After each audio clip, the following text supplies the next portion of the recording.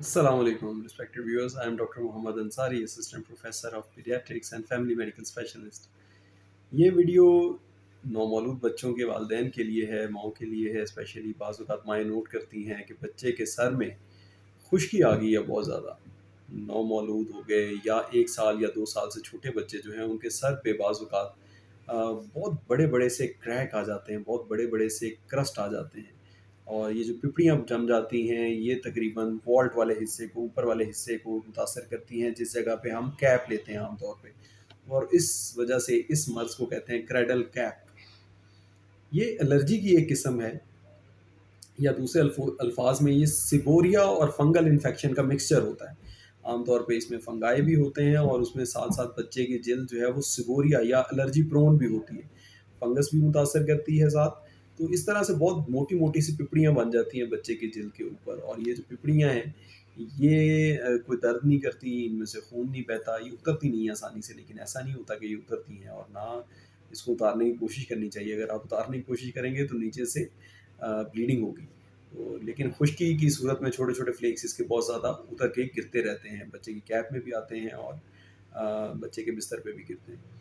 تو اس کا علاج تو بڑا سمپل ہے، علاج تو اس کا سمپل اینٹی فنگل شیمپو ہے، سیبوریا کے لیے شیمپوز ہوتے ہیں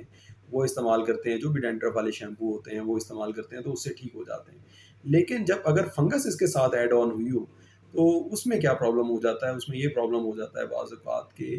وہ فنگس کیپ کو لگ جاتی ہے، اور کیپ سے بار بار پھر سر کو لگ رہی ہوتی ہے، اور بار بار یہ انفیکشن جو ہے وہ بار بار کریڈل کیپ بن رہا ہوتا ہے، بار بار کریڈل کیپ بن رہا ہوتا ہے۔ بچہ جو ہے وہ کریم لگاتا ہے، ہم کریم لگاتے ہیں یا شیمپو یا لوشن استعمال کرواتے ہیں تو اس سے بالکل ٹھیک ہو جاتا ہے، لیکن جیسے ہی وہ شیمپو اور لوشن وغیرہ استعمال کرنا بند کرتے ہیں تو پھر پرابلم واپس آ جاتا ہے، کیونکہ کیپ کے اندر اس کے جراثیم جو ہیں وہ موجود ہوتے ہیں، اور کیپ تو بعض 6 مہینے تک دھوئی نہیں جاتی۔ تو اس وجہ سے یہ بتانا بڑا ضروری ہے، یہ ویڈیو بنانا بڑا ضروری تھا، پیرنٹس کو اویئرنیس دی جائے کہ یہ جو فنگس ہوتی ہے یہ آپ کے کپڑوں کے اندر، اس کے سپورز ہوتے ہیں اور یہ کپڑوں کے اندر رہ جاتی ہے۔ اس وجہ سے جب بھی اس طرح کی کوئی انفیکشن ہو تو نہ صرف آپ نے اس کے اوپر آئنٹمنٹ یا کریم یا لوشن یا شیمپو کا استعمال کرنا ہے، بلکہ اوپر سے آپ نے جو کیپ استعمال کرا رہے ہیں بچے کو وہ بھی آپ نے بار بار دھونی ہے، اس کو اچھی طرح سے گرم پانی میں دھونا ہے، اس کو دھوپ میں خشک کرنا ہے،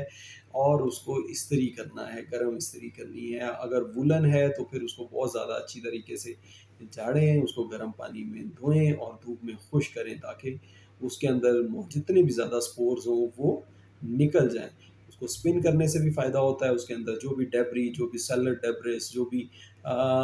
سپورز جمع ہوئے ہوئے ہیں فنگس کے، وہ اس میں سے نکل جائیں گے۔ جب بھی فنگل انفیکشن ہو، چاہے وہ جلد کی ہو یا چاہے وہ